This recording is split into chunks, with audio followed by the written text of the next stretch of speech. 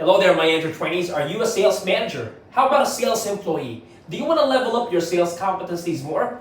Hello, my name is Mentor Myron, and let's continue our great discussion on sales mastery and all of its ramifications, okay? The next factor that we have to specialize in sales mastery would be mastering negotiation. We know negotiation, right? It always happens in sales or selling. It's like a very frequently used term or situation, right? But how do we master negotiation? So remember, guys, that it's not always going to be a walk in the park. There are times that there's a big deal or a great prospect that we're having a hard time closing a deal with him or her because he may have concerns or challenges against our product or service offering, and we need to settle or address that concern so that we're able to meet eye to eye with that person, right? And that's what negotiation is all about. It's not about win-lose situation in our favor, right? It's not about a win-lose situation in their favor.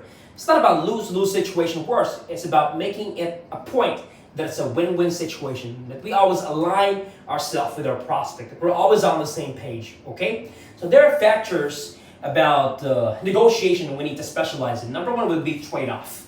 What is a trade-off? A trade-off is a situational decision in which we need to decrease something, diminish something, or lessen something like price or costing, quality or quantity, so that we can gain something else from other aspects of our offering, be it a product or a service, okay? So depending upon the situation and the person, we need to arrive at a trade-off. So if you want to master negotiation, learn more about it, okay?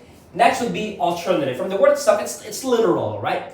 If the next best thing is something, well, there's this original product or service we're offering or presenting to the customer, right?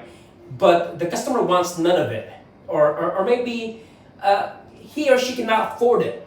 Or maybe there are some aspects of the product or service that is not a great fit for his need or requirement, right?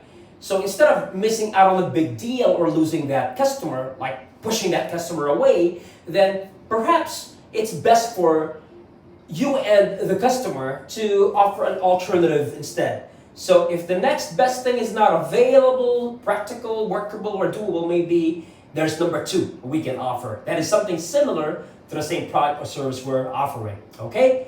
Next would be expectation, okay? Remember, the reason why we need to negotiate, the reason why we're not meeting eye to eye with our prospect is that we need to know and understand further what his expectations or standards are, right? So once again, if there's a problem, we solve it. If there's an issue, we fix it. If there's an unanswered question, we answer it, right? And we satisfy our answer, okay? So we need to know what the expectation or standard of the customer. This is about, remember that negotiating is like a form of empathy, right? We put ourselves in their shoes. And by thinking and feeling and doing and behaving like our prospect or target customer, then negotiation is going to be less complicated, if not easy, okay?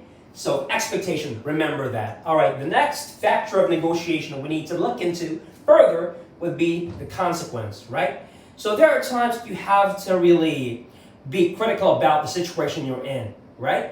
So is it really better nothing than something, or is it really better to have something than nothing? Now, that something should be appreciable. That something is something that the customer or the company, when you go back to the company, would appreciate, right? As an additional investment or an additional, right, incoming cash flow, right?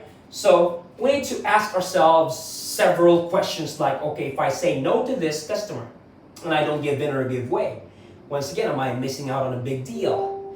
Am I, shooing away gold?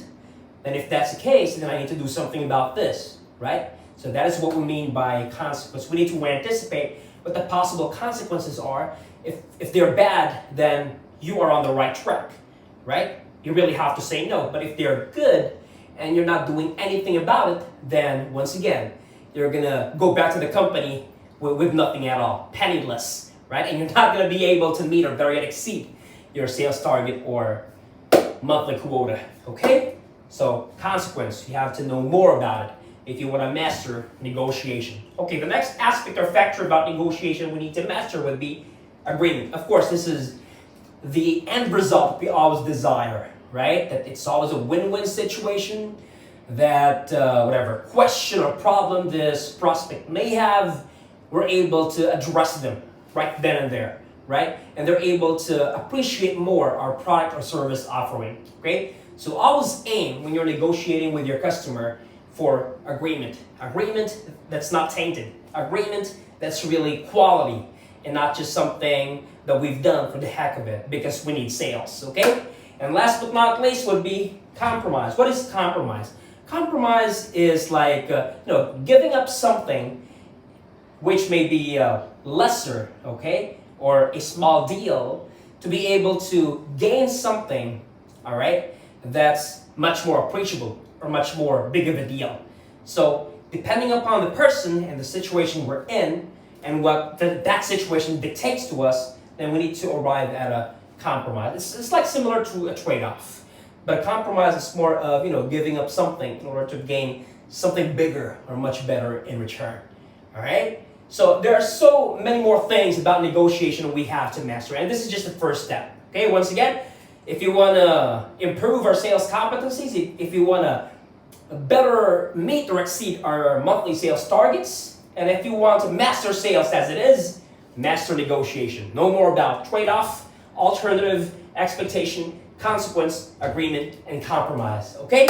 Once again, guys, if you find this content value-adding, and this is really going to help your sales department, and this is also going to help the managers be able to manage their sales team better, then get in touch with my team, and we're going to enter-train you to your pathway towards success. Once again, this is Mentor Myron Santana, and I'll see you around. Bye.